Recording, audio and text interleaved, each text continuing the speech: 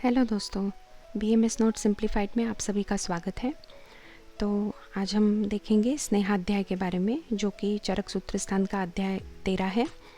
तो इसके पहले हमने देखा था शोधनादि गण संग्रह के बारे में। तो शोधन यानी कि वमन विरेचन, इन सब के लिए जो इम्पोर्टेंट ड्रग्स होते हैं, जो गण संग्रह होते हैं, उनका वर्णन हमने उन वीडियोज़ में देखा है।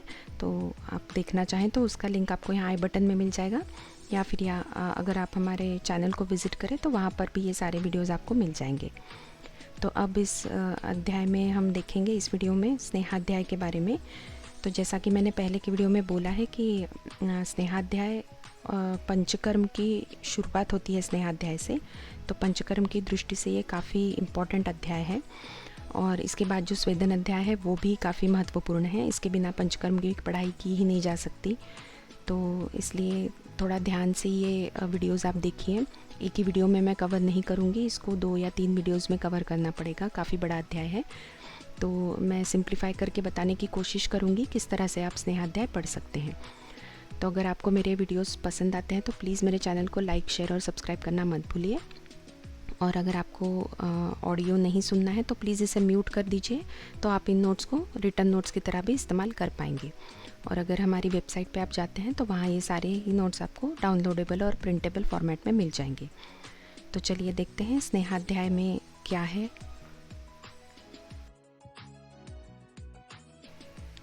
तो चलिए देखते हैं। स्नेहाध्याय जो है चरक सूत्र स्थान का अध्याय 13 है।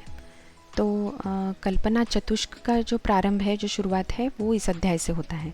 आप जानते हैं कि चरक सूत्र स्थान को 7 चतुष्कों में विभाजित किया गया है। यहाँ मैंने राइट साइड में दिए हुए देखिए, भेषज चतुष्क, स्वस्थ चतुष्क, निर्देश चतुष्क, कल्पना चतुष्क, रोग चतुष्क, योजना चतुष्क और अन्नपान चतुष्क। और आखिरी के जो 2 अध्याय हैं सूत्र स्थान के, वो आते हैं संग्रह द्रव्य में। तो इस तरह से इन चतुष्कों में सूत्र स्थान को विभाजित किया हुआ है। तो स्नेहाध्याय जो है अध्याय 13, वो कल्पना चतुष्क की शुरुआत करता है। तो इस कल्पना चतुष्क में जो 4 अध्याय आते हैं, चतुष्क मतलब 4, तो उसमें जो अध्याय आते हैं वो है स्नेहाध्याय, स्वेदाध्याय, उपकल्पनीय अध्याय और चिकित्सा प्रवृत्ति अध्याय। तो जो स्नेहाध्याय है वो स्नेहन यानी कि पंचकर्म में इसका अत्यंत महत्वपूर्ण योगदान है। इसलिए पंचकर्म में इसकी सर्वप्रथम गणना की गई है। सबसे पहले इसी के बारे में बताया गया है। इसके बाद हम स्वेदन, वमन, विरेचन जो भी है उसके बारे में पढ़ा जाएगा। तो काफ़ी महत्वपूर्ण है ये। और जैसा कि आप जानते हैं, स्नेह शब्द का जो प्रयोग है वो घी, तेल, वसा, चर्बी, इस तरह के पदार्थों के लिए किया जाता है। तो घी और तेल जन की जो ऑयल्स होते हैं हमारे, वो वसा यानी कि जो फैट्स हैं, और चर्बी, इनके लिए स्नेह इस शब्द का प्रयोग किया जाता है।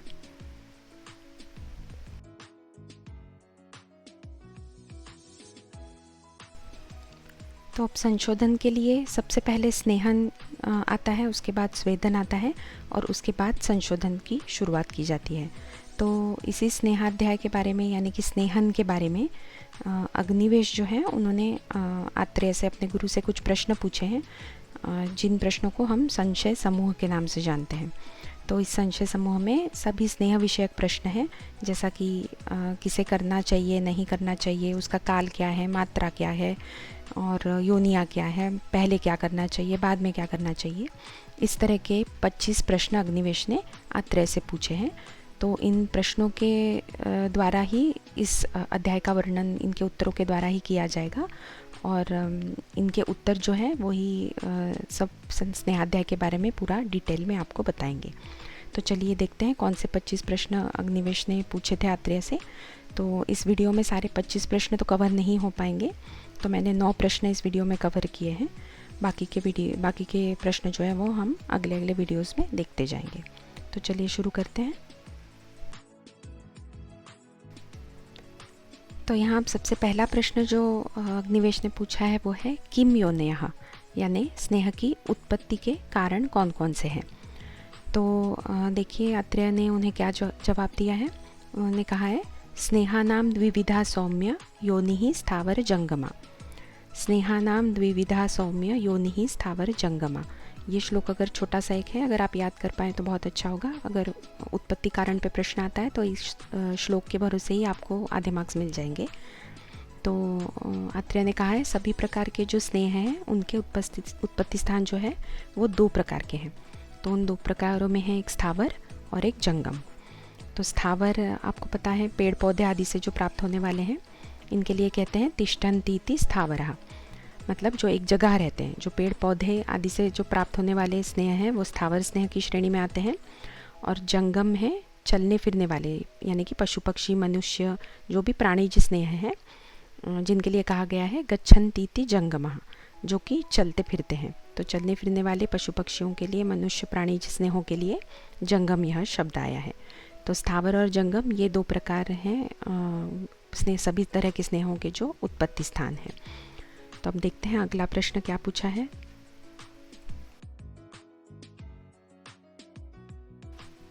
तो अब इन 2 योनियों के बारे में थोड़ा विस्तार से देखेंगे। तो स्थावर स्नेहों की जो योनियां हैं उनमें बताया गया है कि आती है तिल, प्रियाल, अभिषुक, बहेड़ा, चित्रा, अभया, एरंड, महुआ, सरसों, कुसुम्भ, बेल, आरुक, मूली के बीज, तीसी, निकोचक, अखरोट, करंज और सहजन के बीज। तो और सहजन के बीज, इसका मतलब ये है क्या कि यहाँ पर जो दिए गए हैं इतने ही जो द्रव्य है वही सिर्फ स्थावर स्नेहों की योनियों में आते हैं? ऐसा नहीं है, ये सिर्फ एक गाइडेंस है आपके लिए, एक दिग्दर्शन है। इसके अलावा कई सारे ऐसे स्थावर स्नेह की योनियाँ हैं जो कि बहुत प्रसिद्ध है, जैसे कि अखरोट है, पिस्ता है। तो कई सारे ऐसे हैं जो यहाँ नहीं बताए गए हैं, लेकिन वो स्थावर स्नेहों की योनियों में ही आते हैं। तो इसलिए ये जो यहाँ द्रव्य दिए गए हैं इन्हें बस एक आप गाइडेंस समझिए, दिग्दर्शन समझिए, और इनके अलावा भी स्थावर स्नेह होते हैं, ये मत भूलिए। अब जंगम स्नेहों की योनियाँ देखिए, यहाँ पर लिखा हुआ है मछली, मृग, पक्षी। तो मछली, मृग और पक्षी, इनका जो दूध, दही, घृत, मांस, वसा और मज्जा होता है, ये जंगम स्नेहों की योनियाँ होती है। तो अब क्या इसका मतलब ये है कि मछली, मृग और पक्षी ये तीनों ही चीज़ें जो हैं सिर्फ जंगम स्नेहों की योनियों में आती हैं? ऐसा नहीं है। इसका मतलब ये हुआ कि मछली जो है वो जलचर प्राणियों में प्रमुख है। तो मछली कह देने से सारे ही जलचर प्राणी यहाँ पर आ जाते हैं, इसलिए आचार्य ने सिर्फ मछली लिखा है। इसी तरह मृग के बारे में भी है, मृग मतलब हिरण। अब क्या सिर्फ हिरण ही स्नेह की योनि में आता है? ऐसा नहीं है। देखिए क्या लिखा है, मृग्यन्ते अन्वेष्यन्ते मृगयार्थिभिः इति मृगः, मतलब जिनको शिकारी खोजा करते हैं। तो सभी तरह के जो प्राणी हैं वो इनमें आ जाते हैं। एक मृग शब्द का उल्लेख कर देने से सब प्राणी उसमें आ जाते हैं। तो अब पक्षी शब्द में सभी पंखों वाले प्राणी जो हैं वो समाविष्ट हो जाते हैं। तो मछली, मृग और पक्षी, इस श्रेणी में जो भी पशु पक्षी प्राणी आते हैं वो आते हैं जंगम स्नेहों की योनियों में। तो इसमें सिर्फ मत्स्य और पक्षी ही है जो दधि और दुग्ध रहित हैं, बाकी बची हुई स्नेह योनियाँ इन सभी प्राणियों में आती है। तो अब दूध दही का मतलब ये नहीं है कि इनसे घी निकाल कर ही आपको इनका स्नेहन में उपयोग करना पड़ेगा, इनका स्वतंत्र उपयोग भी स्नेहन में किया जाता है। तो अब यहाँ पर देखते हैं तिल और एरंड तेल की क्या विशेषता है। तो एक छोटा सा श्लोक लिखा है यहाँ पे, देखिए, सर्वेषां तैलजातानां तिलतैलं विशिष्यते बलार्थे स्नेहने चाग्र्यम एरंडम तु विरेचने। तो अब यहाँ पर इसका मतलब ये होता है कि तिल तेल जो है वो बलवृद्धि और स्नेहन के लिए सबसे श्रेष्ठ है, और विरेचन के लिए जो है वो एरंड तेल यानी कि रेड़ी का तेल जो हम कहते हैं वो सबसे उत्तम है। तो एरंड तेल के जो गुण हैं वो है कटु, उष्ण और गुरु, और ये वात पित्तनाशक भी होता है। तो विरेचन के लिए एरंड तेल श्रेष्ठ है, और तिल तेल जो है वो तेलों में सबसे स्नेहन और बलवृद्धि के लिए सबसे श्रेष्ठ है। तो सबसे पहले मूल रूप में जो तेल शब्द की जो उत्पत्ति हुई थी वो मतलब तिल तेल के संबंध में ही तेल शब्द का प्रयोग किया जाता था। इसीलिए अन्य जो स्थावर तेल के जो ये योनियाँ हैं, जो तेल हैं, उनके आगे सरसों का तेल या तिल तेल या जो भी कोई तेल है वैसा विशेषण उसके आगे लगाया जाता है, क्योंकि पहले तेल का मतलब तिल तेल से ही होता था, लेकिन काफ़ी सारी योनियाँ हैं इसलिए अब विशेषण लगा के तेल शब्द का प्रयोग किया जाता है।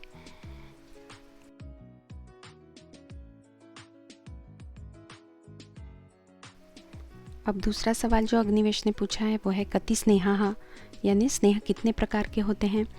तो देखिए, सर्पिस्तैलम वसा मज्जा सर्व स्नेहोत्तमामतः एषु चैवोत्तमम सर्पिः संस्कारस्यानुवर्तनात्। तो अब ये श्लोक जो है काफ़ी इम्पोर्टेंट श्लोक है। स्नेह कितने प्रकार के होते हैं, ये सवाल अगर परीक्षा में पूछा गया तो ये श्लोक आप लिख देंगे तो आधे मार्क्स आपको मिल जाएंगे वहीं पे। तो जो 4 प्रकार के स्नेह बताए गए हैं वो है सर्पी यानी कि घी, फिर है तेल, वसा और मज्जा। अब यहाँ श्लोक में जो एक शब्द दिख रहा है आपको, संस्कारस्यानुवर्तनात्, इसका मतलब ये है कि जो दूसरे द्रव्यों के गुणों को संस्कार द्वारा ग्रहण तो कर लेता है, लेकिन अपने स्वाभाविक गुण जो है उनका परित्याग नहीं करता, उनको त्याग नहीं देता। तो ये किसके लिए कहा गया है, ये घी के लिए कहा गया है। घी जो है वो सभी प्रकार के स्नेहों में सबसे सर्वोत्तम कहा गया है। ऐसे तो ये चारों स्नेह सभी स्नेहों में श्रेष्ठ हैं, लेकिन घी इनमें भी सर्वश्रेष्ठ है, क्योंकि ये दूसरे गुणों के को संस्कार के द्वारा उनके गुण तो ले लेता है दूसरे द्रव्यों के, लेकिन अपने जो उसके खुद के गुण हैं उनको वो नहीं छोड़ता है। तो इसलिए ये सबसे उत्तम स्नेह माना जाता है। बाकी स्नेह ऐसे नहीं होते हैं, जैसे तेल जो है वो स्वाभाविक उष्ण होता है, लेकिन चंदन आदि तेल जो है वो चंदन का संस्कार हो जाने के बाद वो शीतवीर्य बन जाता है और दाहशामक बन जाता है। तो टोटली अपोजिट उसका जो गुण है वो हो जाता है। तो ऐसा बाकी स्नेहों के संबंध में नहीं होता है, सिर्फ घी के संबंध में होता है, इसीलिए इसको सर्वोत्तम माना गया है।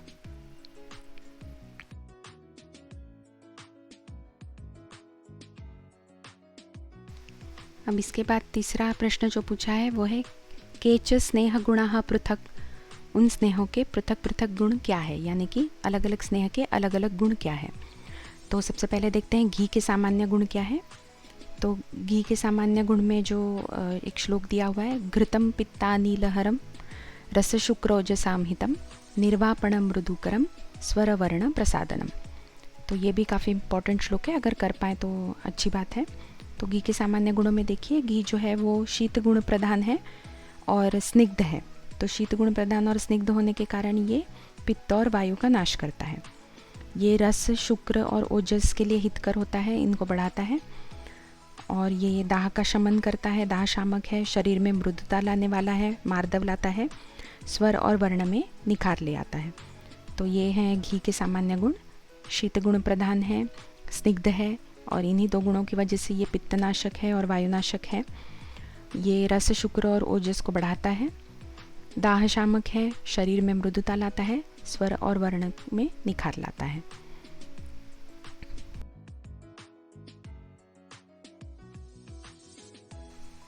अब देखते हैं तेल के सामान्य गुण क्या है।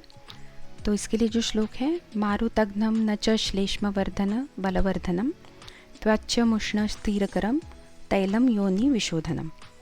तो जो स्निग्ध है, उष्ण है, गुरु है, ये तेल के सामान्य गुण हैं। स्निग्ध है, उष्ण है और गुरु है, और स्निग्ध, उष्ण और गुरु होने के कारण ये वातनाशक है, वात को नष्ट करता है। उष्ण होने की वजह से ये कफ को भी नहीं बढ़ने देता है, और गुरु होने की वजह से ये शरीर अवयवों में स्थिरता लाता है। तो बलवर्धक है, त्वचा के लिए हितकर है, योनि को शुद्ध करता है। इसलिए जो पीचू जो किया जाता है योनि रोगों में, या फिर गर्भिणी मतलब जो प्रसूति होती है, रजोरोध होता है, कष्टार्तव होता है, इन सबको के ट्रीटमेंट में, इसके चिकित्सा में योनि शुद्धि के लिए तेल का पीचू दिया जाता है, तेल का उपयोग किया जाता है। तो स्निग्ध, उष्ण, गुरु, इनकी वजह से वातनाशक है तेल। गुरु है इसलिए शरीर अवयवों में स्थिरता लाता है। उष्ण है इसलिए कफ को नहीं बढ़ने देता है। बलवर्धक है, त्वचा के लिए काफ़ी हितकर है, और योनि शोधन करता है, योनि की शुद्धता करता है। अब वसा के सामान्य गुण देखते हैं। वित्त भग्ना हत भ्रष्ट योनिर्कर्ण शिरोरुचि पौरुषोपचये स्नेहे व्यायामे चेष्यते वसा।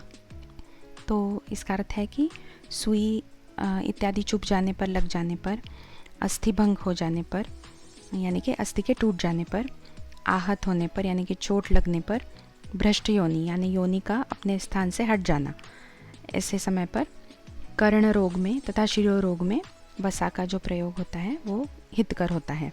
इसी तरह से पुरुष शक्ति को बढ़ाने के लिए, शरीर को स्निग्ध करने के लिए, और जो व्यायामशील पुरुष होते हैं, काफ़ी व्यायाम करते हैं, उनके दैनिक प्रयोग के लिए भी वसा काफ़ी हितकर होता है। अब यहाँ देखिए अस्थिभंग जो कहा गया है, तो वैसे तो अस्थिभंग कई तरह के होते हैं, लेकिन भगवान धन्वंतरी ने 2 प्रकार के माने हैं, जो है संधि मुक्त यानी कि डिसलोकेशन, और कांड भग्न यानी कि फ्रैक्चर। तो यहाँ पर इन 2 भंग, अस्थिभंग को ही उन्होंने इम्पॉर्टेंट 2 प्रकार माना है।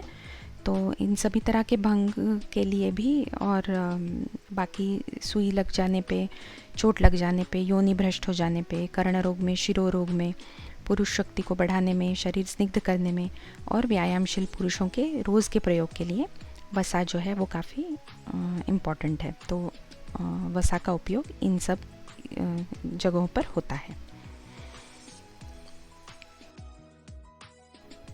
अब मज्जा के सामान्य गुण देखते हैं।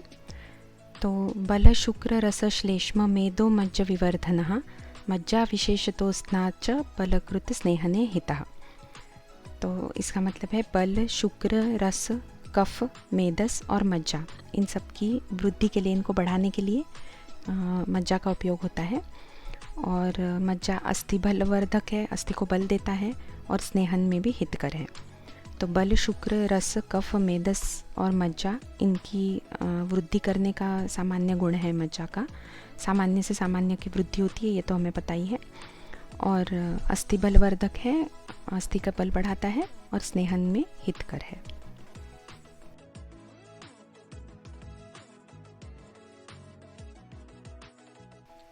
तो अब चौथा और 5वां सवाल जो है उसका एक साथ वर्णन हम यहाँ पर देखेंगे। कालानुपानी के कस्य, यानी किस स्नेह के सेवन का कौन सा काल है और किस स्नेहन का क्या अनुपान है। तो एक के बाद एक हम ये देखेंगे।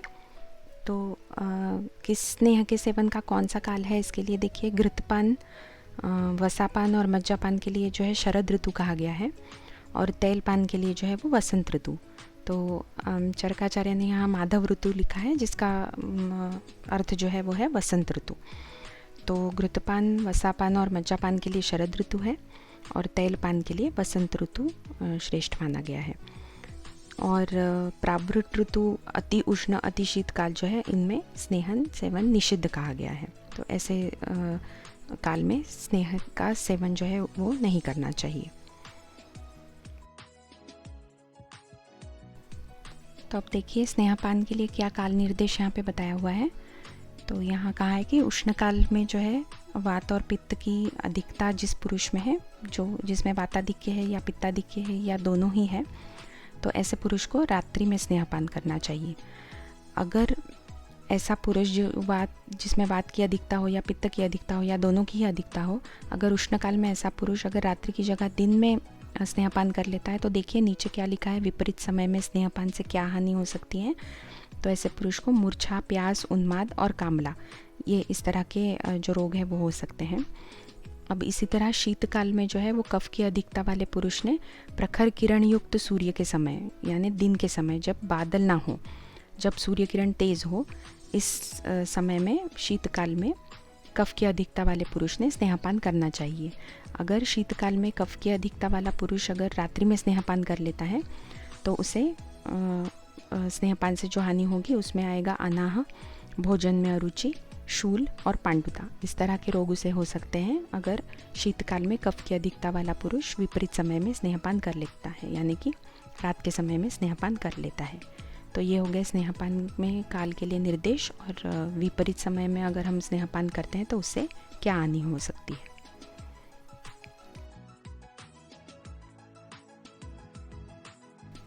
अब देखिए कि स्नेहपान के लिए क्या अनुपान है। तो अनुपान होता है जो हम औषध सेवन के बाद जिस पेय पदार्थ का हम सेवन करते हैं उसे अनुपान कहते हैं। इसी तरह एक सहपान होता है जिसे जो जल और औषध के साथ मिलाकर जो सेवन किया जाता है उसे सहपान कहते हैं। और अनुपान जो है वो औषध सेवन के बाद जिस पेय पदार्थ का सेवन होता है उसे अनुपान कहते हैं। तो घृतपान के लिए जो अनुपान है वो है गर्म जल, और तेलपान के लिए जो अनुपान कहा है वो है यूष, और वसा और मज्जापान के लिए जो अनुपान कहा है वो है मंड। तो वैसे सामान्य रूप से गर्म जल ही सभी के लिए अनुपान है, लेकिन इनके अलग अलग जो अनुपान है वो है घृत के लिए गर्म जल, तेल के लिए यूष और वसा और मज्जा के लिए मंड। अब यहाँ अनुपान का महत्व देखिए, जैसे कि पानी में अगर हम तेल की एक बूंद डालते हैं तो वो थोड़ी ही देर में कैसे फैल जाती है, तो इसी तरह अनुपान का भी उपयोग कहा गया है कि अनुपान के सहयोग से हम जो औषधि का सेवन करते हैं वो तुरंत ही हमारे शरीर में फैल जाती है और अपना काम करती है। इसीलिए किसी भी औषध सेवन के साथ अनुपान का काफ़ी महत्व आयुर्वेद में बताया हुआ है। अब इसमें भिलावा और तुवरक का जो तेल है उस तेल को छोड़कर बाकी सभी स्नेहों के लिए गर्म पानी का अनुपान जो है वो श्रेष्ठ होता है।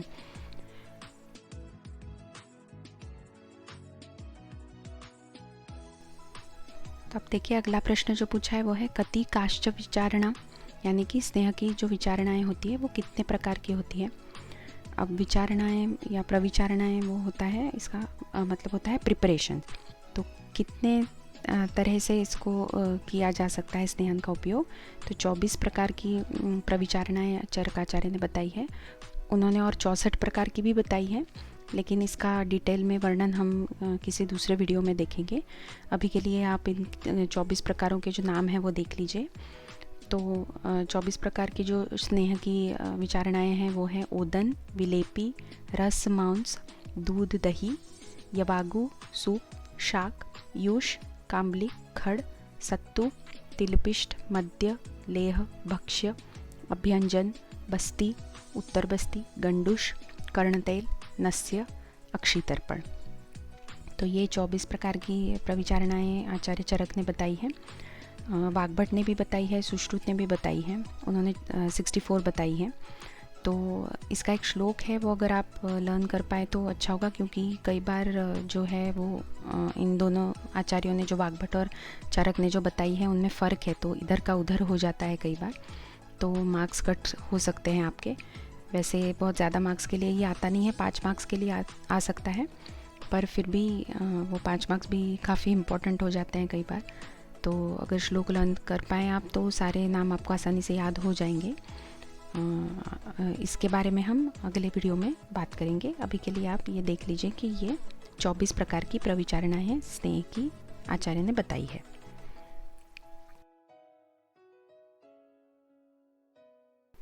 अब इसके बाद जो प्रश्न है वो है कति मात्रा कथम मानः, यानी स्नेह की मात्रा तथा प्रमाण क्या है। मात्रा और मान यानी कि मात्रा और प्रमाण क्या है। तो प्रधान मात्रा जो है, पूर्ण मात्रा जिसे कहते हैं, वो है अहोरात्र, यानी कि 24 घंटे में जो पचने वाली मात्रा है उसे प्रधान मात्रा कहते हैं। मध्यम मात्रा होती है जो पूरे एक दिन में यानी 12 घंटे में पचती है। और लघु मात्रा या छोटी मात्रा या ह्रस्व मात्रा जो होती है वो है जो आधा दिन में पचती है, यानी कि 6 घंटे में जो पचने वाली मात्रा है उसे लघु मात्रा या ह्रस्व मात्रा कहा गया है। तो प्रधान मात्रा, मध्यम मात्रा और ह्रस्व मात्रा, ये 3 मात्राएं कही गई है स्नेह की। अब इस तरह से क्यों कहा है, तो देखिए हर पुरुष अलग होता है, पुरुष का बलाबल अलग होता है, उसकी पचाने की क्षमता अलग अलग होती है, इसलिए उन्होंने एक निर्दिष्ट मात्रा नहीं बताई है। अब मेरे लिए जो प्रमुख मात्रा प्रधान मात्रा होती है वो आपके लिए शायद लघु मात्रा हो सकती है, या आपके लिए जो मध्यम मात्रा है वो मेरे लिए एक पूर्ण मात्रा हो सकती है। इसलिए एक निर्दिष्ट मात्रा का परिमाण यहाँ आचार्य ने नहीं दिया है, उन्होंने पचने के काल का परिमाण दिया है। तो पचने के लिए कितना काल लगता है उस काल के हिसाब से स्नेह की 3 मात्राएं होती है, प्रधान मात्रा, मध्यम मात्रा और लघु मात्रा। अब इस वीडियो में जो हम आखिरी प्रश्न देखने वाले हैं, 9वां प्रश्न, वो है काच केषुपदिश्यते, यानी स्नेह की कौन सी मात्रा किसके संबंध में कही गई है। अब पुरुष के बल, अवस्था, प्रकृति के हिसाब से अलग अलग मात्राएं अलग अलग पुरुषों के लिए कही गई हैं। तो प्रधान मात्रा के सेवन के जो योग्य रोगी हैं वो अलग हैं, मध्यम मात्रा के रोगी अलग हैं, और ह्रस्व मात्रा के योग्य रोगी वो अलग हैं। तो यहाँ देखिए प्रधान मात्रा के सेवन के जो योग्य रोगी हैं वो कौन कौन से हैं। जो हर रोज़ अधिक मात्रा में जो स्नेह का सेवन करते हैं, प्रतिदिन जो स्नेह का सेवन अधिक मात्रा में करते हैं, जिन्हें भूख प्यास को आसानी से सहन करने की आदत होती है, जिन्हें भूख प्यास से बहुत ज़्यादा फ़र्क नहीं पड़ता, जो बलवान जठराग्नि वाले होते हैं, जिनकी जठराग्नि बहुत ही बल वाली है, प्रदीप्त है, और जो शारीरिक बल से परिपूर्ण है, जिनका शारीरिक बल काफ़ी अच्छा है, तो ऐसे लोग जो हैं वो प्रधान मात्रा के सेवन के लिए योग्य हैं। साथ ही इसके जो गुल्म रोगी हैं, सर्पदंश के रोगी हैं, विसर्प हुआ है, जिन्हें उन्माद हुआ है, मूत्रकृच्छ से पीड़ित है, या जिनका सूखा मल निकलता है, तो ये रोगी भी प्रधान मात्रा के सेवन के लिए योग्य रोगी हैं। तो अब देखते हैं कि प्रधान मात्रा की सेवन से हमें क्या लाभ होते हैं। तो स्नेह की प्रधान मात्रा के सेवन से जो लाभ होते हैं उनमें सबसे प्रमुख है कि ये रोग का शीघ्र ही नाश करता है, शीघ्र रोग नाशक है। रोगों के मार्ग को ये प्रधान मात्रा स्निग्ध करके दोषों को बाहर निकालती है। तो मार्ग जो रुक्ष हो गए होते हैं उनको स्निग्ध करके ये बाहर निकाल देती है दोषों को। बल को बढ़ाती है, शरीर के बल को बढ़ाती है, शरीर, इंद्रिय और मन को रोगों से मुक्त कराती है और फिर से शरीर को एक नई शक्ति प्रदान करती है। तो स्नेह की प्रधान मात्रा सेवन करने से हमें ये सारे लाभ होते हैं। अब देखते हैं स्नेह की मध्यम मात्रा के सेवन के योग्य रोग और रोगी कौन है। तो जो अधिक भोजन नहीं करते हैं, बहुत ज़्यादा भोजन जो नहीं करते हैं, मृदु कोष्ठ वाले हैं, जिनका कोष्ठ मृदु है, और जो मध्यम शारीरिक बल वाले हैं, जिनका शारीरिक बल बहुत ज़्यादा नहीं है और बहुत कम भी नहीं है, जो मध्यम शरीर बल वाले हैं, ऐसे रोगी जो है वो स्नेह की मध्यम मात्रा के सेवन के योग्य हैं। साथ ही जो जिनको अरुष्क हुआ है या जिनको स्फोट हुआ है, पीड़िका हुई है, खुजली है, पामा है, कोढ़ है, प्रमेह है, वात रक्त है, तो इस तरह की जो स्किन कंडीशंस है और साथ ही में प्रमेह और वात रक्त है, तो इस तरह के भी जो रोगी हैं वो भी स्नेह की मध्यम मात्रा के सेवन के लिए योग्य है। तो जो भोजन अधिक नहीं करते हैं, मृदु कुष्ठ वाले हैं, मध्यम शारीरिक बल वाले हैं, अरुष्क, स्फोट, पीड़िका, खुजली हुई है जिन्हें, पामा है, कोढ़, प्रमेह और वात रक्त है, ऐसे जो रोगी हैं वो स्नेह की मध्यम मात्रा के सेवन के योग्य हैं। अब देखते हैं स्नेह की मध्यम मात्रा के सेवन से क्या लाभ होते हैं। तो स्नेह की मध्यम मात्रा सेवन करने से उपद्रव होने की बहुत ज़्यादा संभावना नहीं होती, विशेष संभावना नहीं होती है। अधिक बल का क्षय भी नहीं होता है, ये मात्रा बल का क्षय ज़्यादा नहीं करती है। सुखपूर्वक शरीर का स्नेहन हो जाता है, मध्यम मात्रा से सुखपूर्वक शरीर का स्नेहन हो जाता है, और शोधन के लिए प्रायः इसका ही प्रयोग किया जाता है। स्नेह की जो मध्यम मात्रा है इसी का उपयोग जनरली शोधन के लिए किया जाता है। अब स्नेह का उपयोग होता किस लिए है? मुख्यतः बढ़े हुए जो वात विकार हैं उनके शमन के लिए और शोधन के लिए किया जाता है। स्नेहन का मतलब ही है कि रुक्षता का नाश करना। तो अब चिकित्सा भी देखिए, दो सामान्य रूप की बताई गई है, शमन और शोधन। तो यहाँ हम इस तरह कह सकते हैं, आचार्य ने कहा है कि स्नेह की जो प्रधान मात्रा है वो शमन के लिए यूज़ की जाती है और मध्यम मात्रा जो है वो शोधन के लिए उपयुक्त होती है। तो याद रखिए, स्नेह की प्रधान मात्रा जो है शमन के लिए और मध्यम मात्रा जो है वो शोधन के लिए यूज़ होती है। MCQ आ जाता है इस पे कई बार, तो थोड़ा ध्यान देने के लिए ज़रूरी है। प्रधान मात्रा शमन के लिए और मध्यम मात्रा जो है वो शोधन के लिए।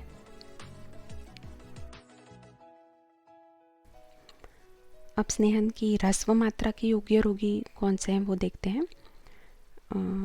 वृद्ध, बालक, सुकुमार, जो बहुत सुखपूर्वक जीवन बिताने के आदी हैं, जो ज़्यादा कष्ट नहीं सहन कर सकते। कोष्ठ रिक्त होने पर जिन्हें कष्ट होता है, यानी ज़्यादा देर तक भूखे रहने से जिन्हें कष्ट होता है। जिनकी जठराग्नि मंद है, जो बहुत ज़्यादा बल वाले नहीं हैं, बलहीन हैं, ऐसे रोगी जो हैं। साथ ही जिनको बहुत दिनों से ज्वर है, अतिसार है, कास है, तो इस तरह के रोगी जो हैं वो स्नेह की ह्रस्व मात्रा के योग्य होते हैं। तो कौन होते हैं ह्रस्व मात्रा के योग्य रोगी? देखिए, वृद्ध, बालक, सुकुमार है, जो सुखपूर्वक बिना कष्ट के जीवन बिताने वाले होते हैं, जिन्हें बहुत ज़्यादा देर तक भूखे रहने से कष्ट होता है, जिनकी जठराग्नि मंद है और जिनका बल हीन है, और साथ ही जिन्हें बहुत दिनों से ज्वर है, अतिसार है और कास है। तो इस तरह के जो पुरुष होते हैं या रोगी होते हैं वो स्नेह की ह्रस्व मात्रा के योग्य होते हैं।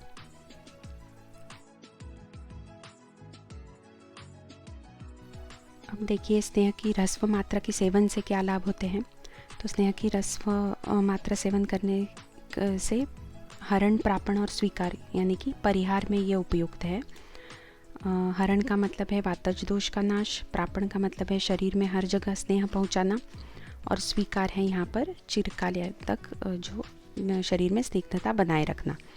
तो आचार्य ने, चरक ने सिर्फ परिहार यह एक शब्द कह दिया है, लेकिन इसका जो विवेचन किया गया है वो इस तरह से है कि परिहार का मतलब है हरण, प्रापण और स्वीकार। तो हरण से मतलब यही है कि वाताज दोष का हरण हो जाता है, नाश हो जाता है।